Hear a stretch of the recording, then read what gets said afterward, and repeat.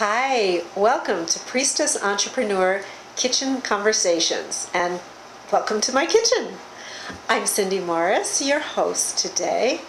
Now you might be wondering what a priestess entrepreneur is. A priestess entrepreneur is a woman who combines the courage and vision of the entrepreneurial spirit with the intuitive wisdom of the divine feminine. Doesn't that sound yummy? It is. Absolutely. And we have an amazing priestess entrepreneur with us today, Barbara Joy. Welcome to my kitchen. Well, thank you, Cindy. It's so good to be here today. This is so much fun. It is fun. It's great to have you. So Barbara Joy is the shift guru. Yes, I am. And so I love the name. I'm fascinated by it. I was totally attracted to it when I first heard it. Tell me about it. What's the shift guru? Who are you? What are you about? What am I about? That's a good question. I can tell you about what I'm about now and what I'm moving into. Okay, good. Well, because you're the shift if I'm guru. Shifting, absolutely, right, a shift guru must shift.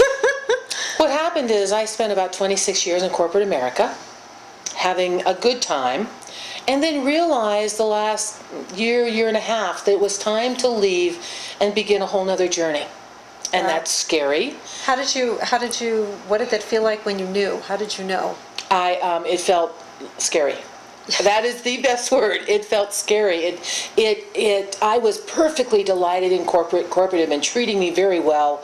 I was in industry I enjoyed and well respected. And you kind of wake up one morning and know that this isn't where you're supposed to be. You're done. You're done. Just finished. It took me a year and a half. I'm not like a quick study, Cindy. So, Well, it's hard to extricate something you've been doing for 26 years, like a marriage. And enjoying, absolutely. Yeah. So I left kind of at the high point of my career. A number of people thinking I was pretty darn crazy. Of course. And embarked upon putting together skill sets that I didn't know I was going to put together when I left. And this is part of the trusting and believing in ourselves and in our paths. So I put together life coaching. I'm a certified life coach. And then I was drawn to become a regression therapist and a hypnotherapist and a past life and a between life regression therapist. And then I sat there. I also designed jewelry. I'm really connected to the stones. And I sat there and said, what do you do now? And so I designed... How do you pull it all together? How do you pull it all together? How is it... Why do I have all these different pieces, shall we say? And the way I put it together is I do hypnotherapy wisdom connections. I'm not a hypnotherapist that assists people in stopping any bad habit they believe they have. Okay, so it's not like for quitting smoking or anything like that. Okay. It is connecting to our higher good, our higher self, however we want to define that, however the client wants to define that. And going in and have a hypnotherapy session, a wisdom connection, where we ask questions like, what is my purpose? Why am I here? So let's go back just a second to the higher self, or whatever we would call it. What you mean by that, just to clarify, is the guidance that comes from within ourselves. It's that little voice inside that we hear that knows. That little voice inside, in your book, you reference it as the divine feminine. The divine feminine. It can be the divine masculine, too. Yes. It's our intuition. It's our higher knowing. The part of us that we don't access on a daily basis. Well, why do you think we don't access that? How come we have to go into a special session to access it? What do you think happens there? I think it's been trained out of us. As I have gone along my journey, I'm a CPA by background, for heaven's sakes. Are you? You're a CPA. I'm a CPA who moved across corporate into operations and client relations, and then headed up a regional and national sales team. So I crossed all the typical boundaries, if you will, and began hearing voices. And if you don't think that wasn't startling, and I realized... Were they your voices? They were not. Okay, they were not. They were not. I would not have defined them as my voices. Okay. I now define them as my angelic guides. Okay. All right? Yeah. And it's intimidating when that happens. It's very intimidating. It's scary. Yeah. Because... You think you're going crazy. Exactly. Right. And my friends did too, by the way. Because that's what we're told. If we hear that's voices, what we're told. We're crazy. That's what we're told. And as I've processed down the path, couldn't keep from following it. That's just kind of who I am.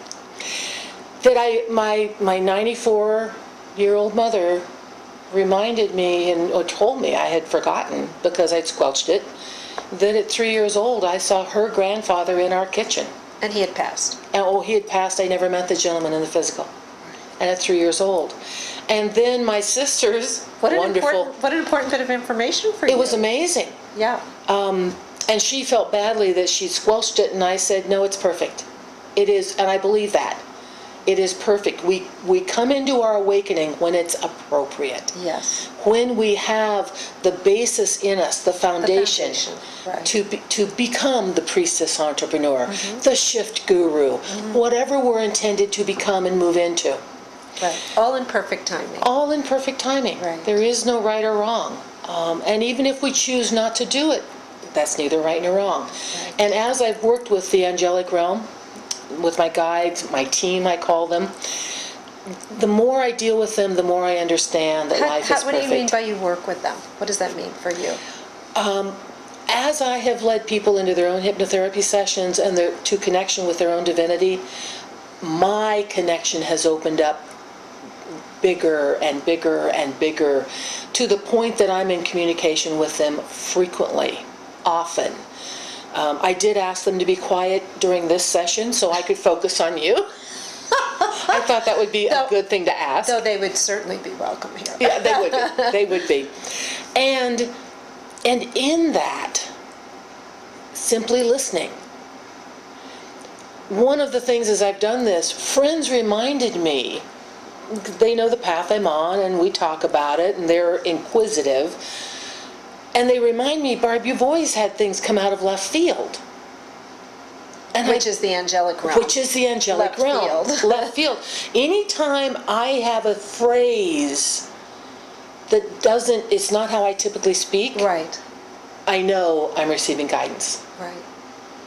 And they'll go into brogue sometimes. They use Scottish brogue. They'll use English speak. To enchant you. Yes. To interest you. To interest me, and also to make sure I realize it's different. It's different. Right. It's coming in. Right. And so as I assist people in opening to their own knowing, and then to understand the beliefs they're holding that are keeping them from moving into their fullness, their richness of living. So give me for instance, give me a client sample. Someone's stuck in their life, they come to you, what happens then? What does that look like?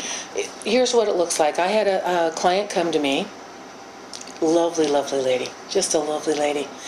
And without sharing any confidences, she came in and we went into a wisdom connection.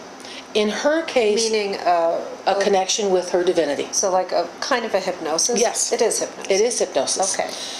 And first, they actually showed a couple of scenes in what I will call a past life. So you saw that, or she saw it? She did. And she explained it to you? She explained it to me. I'm asking the questions. I'm following along. These are all recorded so the client can listen to them later in their own voice. Very nice.